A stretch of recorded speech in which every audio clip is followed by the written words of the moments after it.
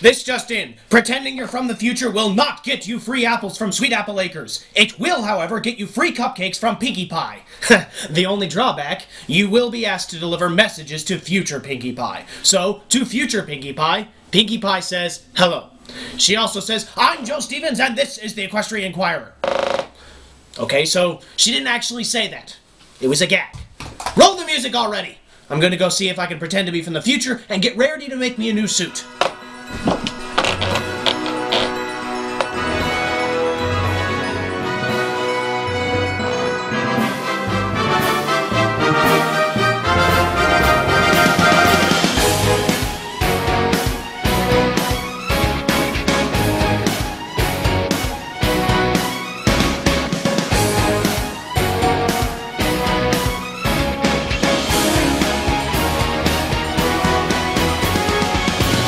Good evening, Ponyville! And no, Rarity does not appreciate when people pretend to be time travelers. She equally does not appreciate it when ancient calendars surface to predict the downfall of all pony kind.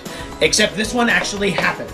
Unreliable sources have confirmed that pony archaeologists recently unearthed an ancient Mayan calendar that predicts the end of the world this Tuesday. That's right, an ancient Mayan calendar predicting the end of the world. Is this a warning from our past selves? Is this a warning from our future selves? Or is this a warning that our future selves went back in time to our past selves to make sure that our present selves would know what to do? And would that actually work? Or would we be caught in a time flux, forever bombarded by speculative mechanics of a string theory-based universe? Probably not, because string theory is stupid. In response to this knowledge of future catastrophe, ponies have taken extreme measures to ensure our safety. Rainbow Dash has been captured to ensure that she does not bring about the end of the world, as many have speculated would happen. In order to accomplish this, Rainbow was caught in a large flight-capable net and will be contained there until the predicted time has passed. This sky net that holds Rainbow Dash has been placed securely in the Royal Defense Ministry, where a legion of troops and automated defense systems are keeping track of her every move. A distant cousin of the guard dog Cerberus has also been dispatched to guard the WMB Pegasus. While this guard dog isn't as big as the actual guard pony Cerberus, Equestrian Armed Forces assure that this guard dog named Connor will keep Rainbow contained until her judgment day. But this may not be enough, some ponies suspect, and so the Equestrian Armed Forces have created an experimental time-traveling cart. Yes, the cart requires a tremendous amount of strength, and therefore only Big Mac can operate it. And since the 1.21 magic watts of energy it produces are completely unsafe, it will levitate when operated, thus earning the vehicle the designation Carty Mac Fly. Yes, Mac will take the Carty Mac Fly into the future, and will then put this back to the future as he returns with information about the disaster. And now, we take a break from this tragedy for Tech Rat and this week's Mares in a Minute. Thanks, Joe.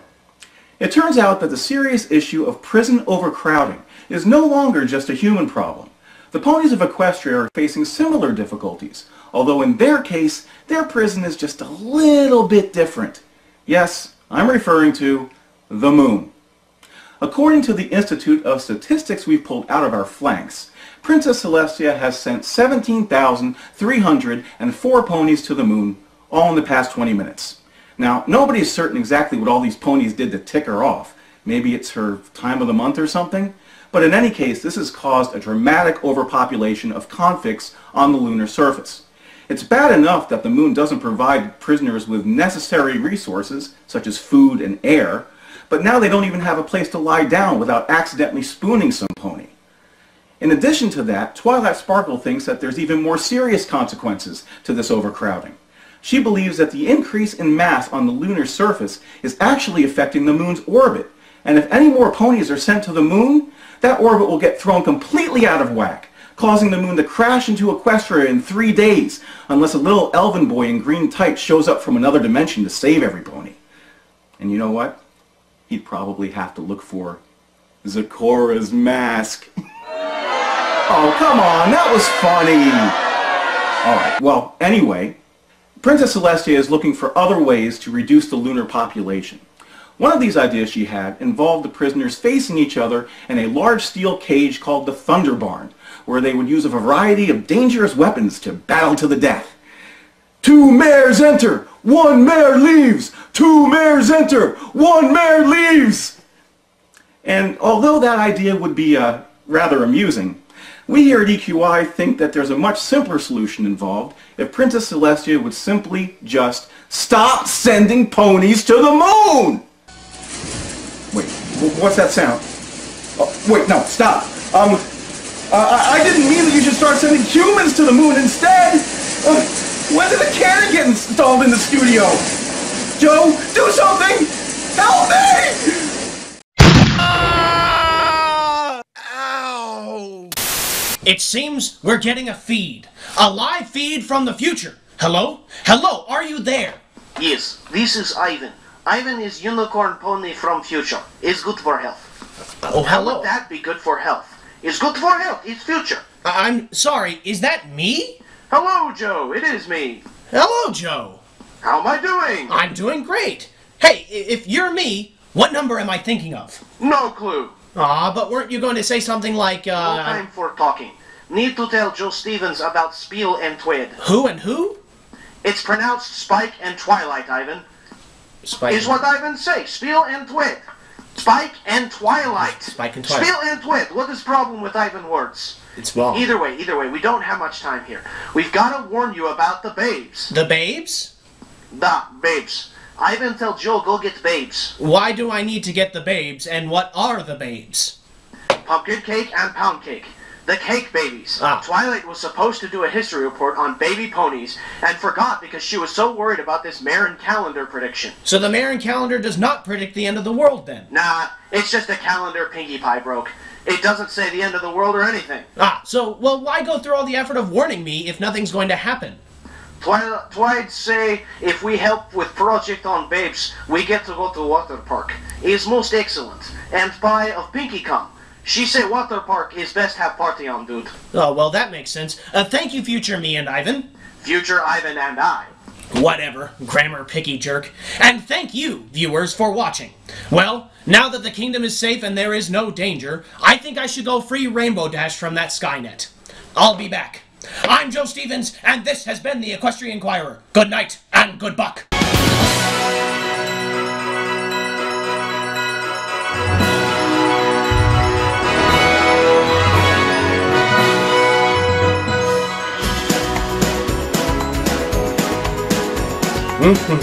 Joe.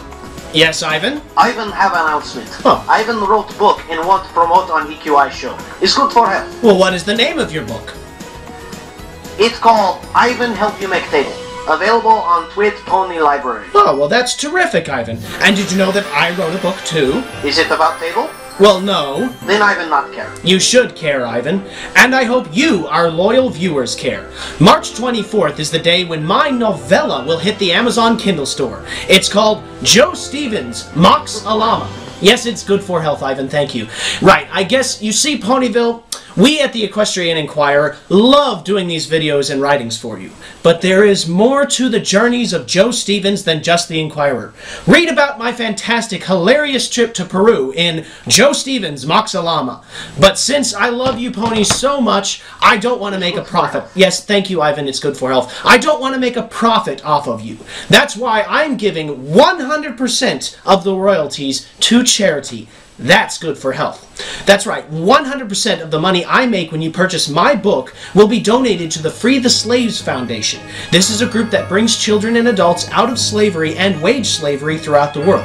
And since I actually really do support this charity, I'm committing to match whatever royalties the book makes until May 1st. Good for health. Yes, thank you, Ivan. Until May 1st, out of my own money.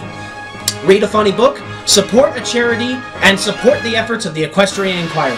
It's a win-win-win, and it is also good for health. So be on the lookout at the Amazon Kindle store on March 24th for the premiere of Joe Stevens Mocks a Llama. It's good for health.